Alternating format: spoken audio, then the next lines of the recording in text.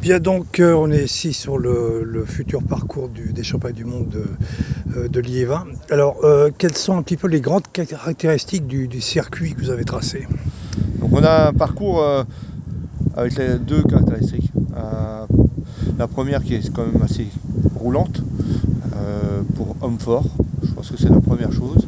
Et puis de l'autre côté, la deuxième, et c'est le bien net du cyclocross, c'est le côté technique. On a essayé d'allier les deux, tout en maintenant quand même, je vais dire, le côté naturel du parc. Parce qu'on aurait pu rajouter des obstacles comme du sable ou des choses comme ça.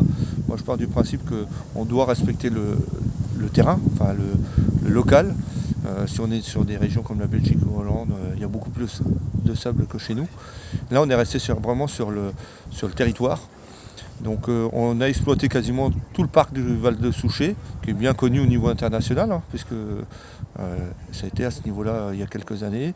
On l'a remanié, on l'a retravailler pour que justement il soit capable d'accueillir toutes les conditions météo pour avoir le moins de modifications de dernière minute. Alors, est-ce qu'il est très différent du parcours des Championnats de France qui avait eu lieu ici il y a 3 ans? Je pense que oui. Alors forcément pas dans sa totalité, puisqu'on est sur le même site, donc on retrouve les mêmes obstacles quasiment, on les fait dans un ordre différent. Je dirais que la grosse différence, et c'était un peu la remarque, enfin l'analyse qu'on a pu se faire derrière, c'est qu'en cas de grosse météo, beaucoup de pluie comme il y a eu sur les championnats de France, j'ai essayé de tracer le circuit de façon à ce qu'on ne soit pas dans le gras tout le temps, quoi.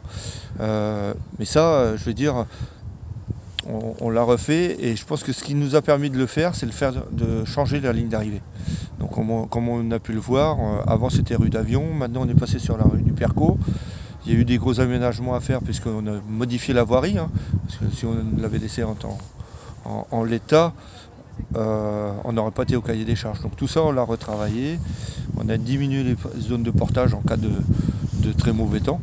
Donc je pense qu'on va avoir un circuit quand même très plaisant, très rapide, très physique et très technique quand même.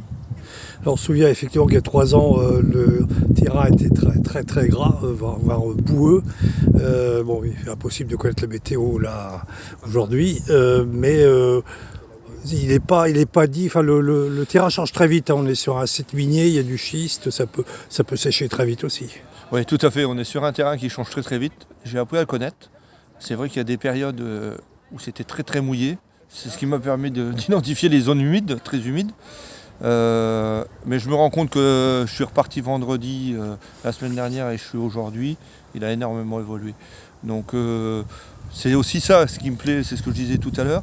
On est sur un circuit qui peut énormément évoluer, qui va forcément peut-être favoriser plus les routiers sur certaines conditions météo, comme favoriser les purs spécialistes du cyclocross, où on aura un terrain beaucoup plus lourd.